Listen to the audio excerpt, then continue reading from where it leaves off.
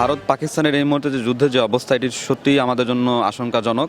আর প্রতিবেশী দেশ হওয়ার কারণে আর ভারত আমাদের মুক্তিযুদ্ধে সহযোগিতা করেছে, পাকিস্তান মুক্তিযুদ্ধ বিরোধী একটি রাষ্ট্র, আমাদের সাথে যুদ্ধে ছিল। তো ভারতের একটি নির্দিষ্ট দল, যেটি হচ্ছে আপনার হিন্দুত্ববাদী এবং সে মুসলিম বিদ্বেষী, সেই সাথে একটি আগ্রাসী মনোভাব নিয়ে সরকার চালাচ্ছেন। তো এই মুহূর্তে ভারতের যে সরকার ক্ষমতায় রয়েছেন, এই সরকারের পার্শ্ববর্তী কোনো দেশের সাথে সুসম্পর্ক নাই। আর ভারতের পাকিস্তানের সাথে তাদের দীর্ঘদিনের একটি মানে যুদ্ধ অবস্থা চলে, তাদের মানে দা কুড়াল সম্পর্ক, এক কথাই মানে সতীনের মতো সম্পর্ক। তো সেই জায়গা থেকে তারা আজকে যুদ্ধে জড়িয়েছে। একটা সময় আমরা অবিভক্ত ভারত উপমহাদেশের মধ্যেই সবগুলো রাষ্ট্র ছিলাম। 47 সালে ভাগ হওয়ার পর এই রাষ্ট্রগুলো ভিন্ন ভিন্ন হয়েছে। এখন যে কথাটা দাঁড়াচ্ছে যে এখন ভারত পাকিস্তান যুদ্ধের যে দামামা বেজে উঠেছে, সারা উপমহাদেশের মানুষ এবং এমনকি বলতে পারি সারা পৃথিবীর মানুষ উদ্বিগ্ন চেয়ে আছে। এই কাশ্মীর ইস্যুতে ভারত পাকিস্তান একাধিকবার যুদ্ধে অবতীর্ণ হয়েছে, কোনো লাভ হয় নাই। কাশ্মীর তো একটা সময় তারা স্বাধীন রাজ্য হিসেবে থাকতে চেয়েছিল, সেটাকে কিন্তু ভারতও দেয়নি, সেটাকে পাকিস্তানও দেয়নি। 47 সালে ভাগাভাগি করে নিয়ে নেওয়া হয় শান্তিপ্রিয় কাশ্মীরকে, তাদের স্বাধীন সত্তাকে এবং স্বাধীনতার যে স্পৃহা, সেটাকে কিন্তু অবদমিত করে তদানীন্তন ভারতীয় নেতৃত্ব এবং পাকিস্তানের নেতৃত্ব ভাগ হয়ে গেল। এখন এই সাম্প্রতিক সময় যে বিষয়, যে 26 জন পর্যটককে বা ভারতীয় বংশোদ্ভূত মানুষকে মেরে ফেললো, কে মেরে ফেললো? বলা হচ্ছে যে পাকিস্তান মেরে ফেলেছে। এখন পর্যন্ত আমরা পত্রপত্রিকায় এবং বিভিন্ন মাধ্যমে কিন্তু আমরা এখন তথ্যপাত্র পাই নাই যে ভারতের এই হত্যাকাণ্ডের সাথে সরাসরি পাকিস্তান জড়িত ছিল।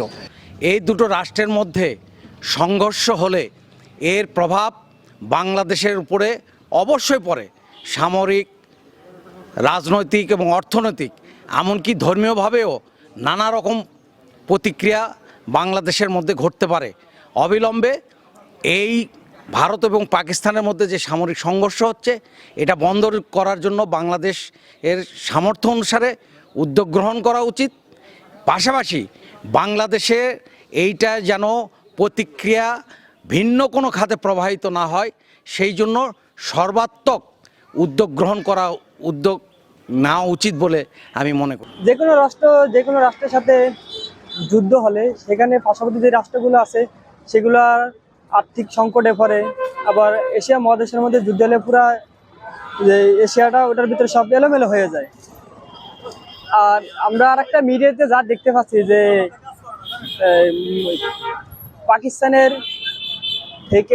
যেভাবে ইন্ডিয়া হামলা চালাইলো, হামলার পরিপ্রেক্ষিতে তারা আবার যুদ্ধ বিমান ধ্বংস করছে এবং তাদের উপর তার প্রতিক্রিয়া জানাচ্ছে।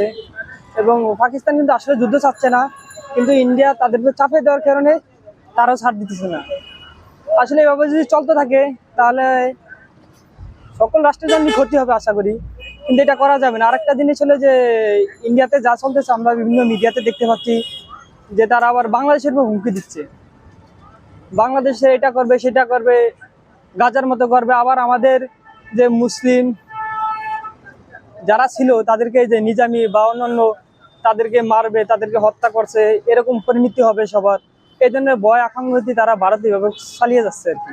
এটা ভারতের জন্য ভালো নয় যে তারা এভাবে কোনো রাষ্ট্রকে কেউ হুমকি দিলে আরেকটা রাষ্ট্র বসে থাকবে, এরকম কিছু নয়। আমরা যেহেতু এই উপমহাদেশের একটা দেশের নাগরিক, আমাদের জন্য এটা অবশ্যই শঙ্কাপূর্ণ। তবে আমার মনে হয় যে বাংলাদেশের অফিসিয়াল স্ট্যান্স এখন নিউট্রালিটি হওয়া উচিত। এখানে ভারত পন্থা কিংবা পাকিস্তান পন্থার কোনো অবকাশ থাকা উচিত না আমাদের নিজেদের সিকিউরিটি এবং সেফটির জন্য।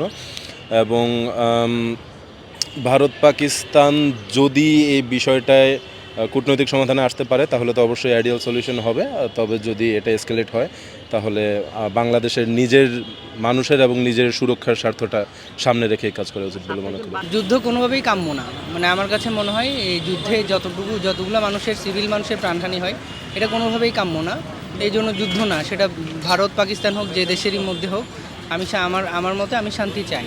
যে দুপক্ষে যে গোল টেবিলে বসে নেগোসিয়েশন করে বিষয়গুলো আসলেই মানে শান্তির দিকে নিয়ে যাওয়া উচিত, যুদ্ধের দিকে। আসলে আমরা এমন একটা প্রতিবেশী রাষ্ট্র পাইছি যারা এতটাই উগ্র যে এরা পার্শ্ববর্তী প্রত্যেকটা দেশের সাথেই কিন্তু এদের শত্রুতা শুরু হয়েছে।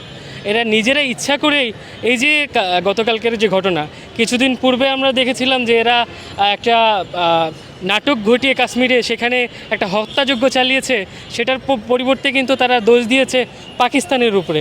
পরবর্তীতে তারা কি করলো, গত রাতে তারা হামলা করলো। হামলা করে ওরা প্রথমে বলল যে অপারেশন সিন্দুর নামে তারা সন্ত্রাস দমন করছে। পরবর্তীতে দেখা কি গেল, তারা মসজিদে হামলা করছে, সেখানে সিভিলিয়ান মানুষজন আহত হয়েছে, নিহত হয়েছে।